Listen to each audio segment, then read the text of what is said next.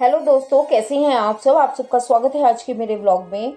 जैसे कि आपको पता है कि पिछले व्लॉग में मैंने आपको भगवान बैजनाथ, माँ ज्वाला जी, माँ चामुंडा और माँ ब्रजेश्वरी देवी के दर्शन करवाए थे। उसी को आगे बढ़ाते हुए आज मैं आपको जिन जिन मंदिरों के दर्शन करवाऊंगी, तो आप व्लॉग में बने रहिए और आपको पता चल जाएगा कि वो कौन कौन से हैं। जैसे कि आप स्क्रीन पर देख ही पा रहे हैं कि मैं आपको कालीनाथ कालेश्वर महादेव के बारे में बताने जा रही हूँ। देवभूमि हिमाचल, कई शिवालय हैं यहाँ पर। हर शिव मंदिर की अपनी एक मान्यता और एक अपना अलग इतिहास है। जिला कांगड़ा के रक्कड़ उपमंडल में कालीनाथ और कालेश्वर महादेव का मंदिर है। इसे मिनी हरिद्वार के नाम से भी जानते हैं। यहाँ भगवान शिव का ऐतिहासिक पांडवकालीन मंदिर है। मान्यता है कि वनवास के दौरान पांडवों ने यहाँ लंबे समय तक प्रवास किया और इसी दौरान इन्होंने इस मंदिर का निर्माण किया। जनश्रुति के अनुसार यह शिवलिंग प्रतिवर्ष एक जौ के दाने के बराबर पाताल में धंसता जा रहा है और यह भी है कि जब यह पूरी तरह से पाताल में समा जाएगा तो कलयुग का अंत हो जाएगा। कहते हैं कि यहाँ पर अंतिम संस्कार से मृतक को स्वर्ग प्राप्त होता है। यहाँ पर वैशाखी पर स्नान करने वालों की संख्या हजारों की तादाद में होती है। सावन में भी यहाँ पर बहुत सारे लोग आते हैं और कहते हैं कि जो लोग हरिद्वार नहीं जा पाते अस्थियों का विसर्जन हेतु, वह यहाँ पर अस्थि विसर्जित करने के लिए भी आते हैं। इस तीर्थ को पंचतीर्थी के नाम से भी जाना जाता है। यहाँ पर आकर श्रद्धालु स्नान करते हैं।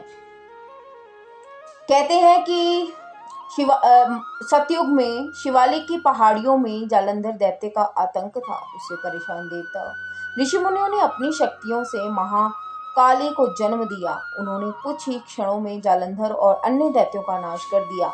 दुष्टों के संहार के बाद भी जब काली का क्रोध शांत नहीं हुआ तो भगवान शिव खुद युद्ध भूमि पर लेट गए और क्रोधित माता के पैर उन पर पड़ गए।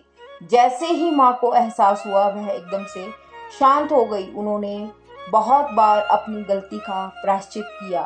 प्रायश्चित के लिए वह बहुत वर्षों तक हिमालय पर विचरती रही। एक दिन वह कालेश्वर में व्यास नदी के किनारे बैठकर भगवान शिव को ध्याने लगी। भोलेनाथ ने उन्हें दर्शन दिए और उस स्थान पर ज्योतिर्लिंग की स्थापना की। तब से इस स्थान को काली और शिव यानी कि कालीनाथ कमलेश्वर महादेव के नाम से जाना जाता है। अब पंचतीर्थी क्यों पड़ा इसका नाम? कहते हैं कि अज्ञातवास के दौरान पांडव यहाँ रुके। वे भगवान शिव के अद्भुत पिंडी से मंदिर का निर्माण करवाया था उन्होंने। मान्यता है कि जब पांडव कुंभ मेले के लिए यहाँ से नहीं जा पाए तो 5 तीर मारकर उन्होंने पहाड़ से जलधारा निकाली थी। यहाँ 5 तीर्थों का पानी निकला था। इस स्थान को इसी कारण पंचतीर्थी भी कहते हैं। केंद्र सरकार ने लगभग 2-3 साल पहले ही इसे राष्ट्रीय महत्व के स्थलों और स्मारकों में शामिल किया है। इस सूची में शामिल स्थल का केंद्र सरकार खुद संरक्षण करती है। यह मंदिर ज्वाला जी से करीब 12 किलोमीटर दूर है। चंडीगढ़ नादौन राजमार्ग पर कोहना से संपर्क मार्ग पर जाकर है। चिंतपूर्णी की ओर से आने वाले लोगों को नहन पुखर की ओर से मुड़ना पड़ता है। वहां से इस मंदिर की जो दूरी है करीब 12 किलोमीटर पड़ती है। देरा से सुनेहत होते हुए भी यह स्थल 6 किलोमीटर दूर है। बस या टैक्सी की सुविधा उपलब्ध है। आप किसी से भी यहाँ आ सकते हैं। तो ये जानकारी थी महाकालेश्वर मंदिर यानी कि पंचतीर्थी के बारे में। व्लॉग में आगे बढ़ते हैं और चलते हैं अगले डेस्टिनेशन की तरफ, अगले शक्तिपीठ की तरफ, जो कि है ब्रह्मा जी का ग्रंथ राक्षस ने चुरा लिया और पाताल में छिप गया। उसके वध के लिए माँ बगुलामुखी की उत्पत्ति हुई। पांडवों के अज्ञातवास के दौरान मां का मंदिर बनाया गया और पूजा अर्चना की। पहले रावण और उसके बाद लंका पर जीत के लिए श्री राम ने शत्रुनाशिनी मां बगुला का पूजा अर्चना की। माँ को पीताम्बरी भी कहते हैं। इसका कारण है माँ के वस्त्र, प्रसाद, मौली, आसन से लेकर हर चीज पीली होती है। युद्ध हो या राजनीति या कोई कोर्ट कचहरी विवाद हो, माँ के मंदिर में यज्ञ कर हर कोई मनवांछित फल प्राप्त कर सकता है। हिंदू मान्यताओं के अनुसार माँ बगलामुखी को 10 महाविद्याओं में से 8वां स्थान प्राप्त है। माँ की उत्पत्ति ब्रह्मा द्वारा आराधना करने के बाद हुई। मान्यता है कि सृष्टि के रचयिता ब्रह्मा का ग्रंथ एक राक्षस ने चुराया और पाताल में छिप गया। उसे वरदान था कि पानी में मानव और देवता उसे नहीं मार सकते। ऐसे में ब्रह्मा ने माँ भगवती का जाप किया। इससे बगलामुखी की उत्पत्ति हुई। माँ ने बगुले का रूप धारण कर उस राक्षस का वध किया और ब्रह्मा को उनका ग्रंथ वापस लौटाया। त्रेता युग में माँ बगलामुखी रावण की इष्ट देवी के रूप में भी पूजी जाती थी। रावण ने शत्रुओं का नाश कर विजय प्राप्त करने के लिए माँ की पूजा की। लंका विजय के दौरान जब इस बात का पता भगवान राम को चला तो उन्होंने भी माँ बगलामुखी की आराधना की थी। बगलामुखी का यह मंदिर महाभारत कालीन माना जाता है। इस मंदिर की स्थापना द्वापर युग में पांडवों ने अज्ञातवास के दौरान एक ही रात में की। कहते हैं कि यहाँ पर सर्वप्रथम अर्जुन और भीम ने युद्ध में शक्तियां प्राप्त करने और मां बगलामुखी की कृपा पाने के लिए विशेष पूजा की थी। मां बगलामुखी का मंदिर जिला कांगड़ा के बनखंडी गांव में है। पुजारियों के अनुसार मंदिर के साथ प्राचीन शिवालय में आदमकद शिवलिंग स्थापित है, जहां लोग माता के दर्शन के उपरांत जल अभिषेक करते हैं। यह मंदिर लाखों लोगों की आस्था का केंद्र है। पांडुलिपियों में मां के जिन स्वरूपों का वर्णन है, उसी स्वरूप में मां इस मंदिर में विराजमान है। इस मंदिर में आप सभी आकर मां की कृपा को पा सकते हैं और यहाँ पर और भी वादियों का लुत्फ उठा सकते हैं। तो चलिए बढ़ते हैं अगले डेस्टिनेशन की तरफ, जो कि है कुणाल पत्थरी। कांगड़ा जिले के सुंदर धौलाधार रेंज में स्थित कुणाल पत्थरी एक छोटा सा रॉक मंदिर है। यह मंदिर देवी दुर्गा को समर्पित है, जिनके बारे में कहा जाता है कि वह पत्थर में अमर थी और वह अंदर हमेशा गीला रहता है। यह भी मान्यता है कि जब भगवान शिव की पत्नी देवी सती की मृत्यु हुई थी तो उनकी खोपड़ी इसी स्थान पर गिरी थी। यह प्राचीन मंदिर घने चाय बागानों से घिरा हुआ है और हरे भरे वातावरण के बीच एक लंबी शांतिपूर्ण सैर के लिए एकदम सही जगह भी मानी जाती है। मंदिर देवी देवताओं की अद्भुत नक्काशी को प्रदर्शित करता है और इस मंदिर का आकर्षण, परिवेश, उत्तम डिजाइन और जादुई वातावरण हर दिन बड़ी संख्या में श्रद्धालुओं और पर्यटकों को अपनी ओर आकर्षित करता है। मां सती के कपाल गिरने के कारण यह 51 शक्तिपीठों में से एक माना जाता है। सैकड़ों भक्त यहाँ मां के दरबार में हाजिरी लगाने पहुँचते हैं।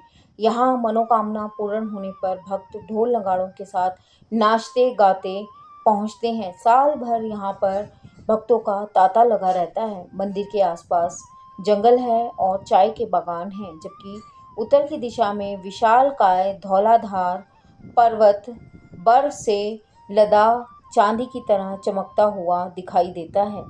इस मंदिर में मां के कपाल के पास एक बहुत बड़ा पत्थर है जो परात की तरह है, जो हमेशा पानी से भरा रहता है। श्रद्धालु पूजा अर्चना करते हैं और रोगियों के लिए, उनके रोगों को दूर करने के लिए यह पानी अपने साथ घर भी ले जाते हैं। पंडितों का कहना है कि जब इसमें पानी कम होने लगता है तो बारिश होती है और यह फिर से भर जाता है। इसको लेकर भी लोगों में इसके प्रति बहुत आस्था है। जो भी पर्यटक मैक्लोडगंज आता है वह टी गार्डन में जाकर के कुणाल पाथरी मंदिर भी पहुंचता है। यहाँ का शांत वातावरण सभी को अपनी तरफ आकर्षित करता है। तो ये था कुणाल पाथरी। चलिए चलते हैं अपने लास्ट डेस्टिनेशन की तरफ, जो कि है नागनी माता मंदिर। यह कुल्लू राजमार्ग पर नूरपुर शहर से लगभग 6 किलोमीटर दूर स्थित है। नागनी माता मंदिर भी बहुत प्रसिद्ध है। यह अद्वितीय है क्योंकि मंदिर के नीचे से पानी आता है, जहां पर नागिनी माता की मूर्ति को रखा गया है। नागिनी माता मंदिर स्थानीय लोगों के लिए प्रमुख श्रद्धा के स्वरूप कार्य करता है। यह भी माना जाता है कि मंदिर में देवी की चमत्कारिक शक्तियां निवास करती हैं। यदि किसी को सांप काट लेता है तो वह नागिनी मंदिर के पास आते हैं और पानी पीकर मिट्टी लगाकर पूरी तरह से ठीक हो जाते हैं, ऐसा कहा जाता है। इस मंदिर के बारे में कई जनश्रुतियाँ प्रचलित हैं, लेकिन मैं आपको 2 के बारे में बताऊंगी।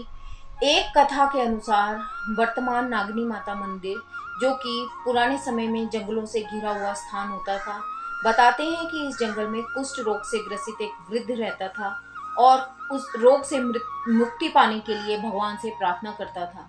उसकी साधना सफल होने पर उसे नागनी माता के दर्शन हुए। उसे नाले में दूध की बहती हुई धारा दिखी स्वप्न में। स्वप्न टूटने पर उसने देखा कि वास्तव में दूध की धारा बह रही है, जो कि आज भी नाला बहता दिखता है मंदिर के साथ। दूसरी कथा के अनुसार एक नामी सपेरे ने मंदिर में आकर धोखे से नागिनी माता को पिटारे में डालकर बंदी बनाया। नागिनी माता ने राजा को दर्शन देकर अपनी मुक्ति की प्रार्थना की। जब वह सपेरा कंडवाल के पास आकर रुका तो राजा ने नागिनी माता को सपेरे से मुक्त करवाया। तब से इस स्थल को विश्व मुक्त होने की मान्यता मिली और सर्प दंश से पीड़ित लोग अपने इलाज के लिए यहाँ पर आने लगे हैं। तो ये थी नागिनी माता के विषय में कुछ रोचक जानकारी। होप आपको मेरा आज का व्लॉग अच्छा लगा। कांगड़ा में बहुत सारे शक्तिपीठ स्थित हैं, हम सब अब जान ही गए हैं। तो जिस भी शक्तिपीठ के बारे में मैंने आपको जानकारी दी, आप वहां पर दर्शनार्थ ज़रूर जाएं और लाभ प्राप्त करें। तो श्रोतागण, मिलते हैं अगले व्लॉग में किसी और डिस्ट्रिक्ट के बारे में। कांगड़ा की सीरीज़ यहीं ख़त्म करके किसी और डिस्ट्रिक्ट के बारे में बताते हुए, हिमाचल के और डिस्ट्रिक्ट के बारे में आपको बताते हुए आपसे मिलूंगी। तो मिलते हैं अगले डिस्ट्रिक्ट के साथ। तब तक के लिए इस चैनल की होस्ट और आप सबकी दोस्त मैं दीपशिखा आपसे इजाज़त चाहती हूँ। धन्यवाद।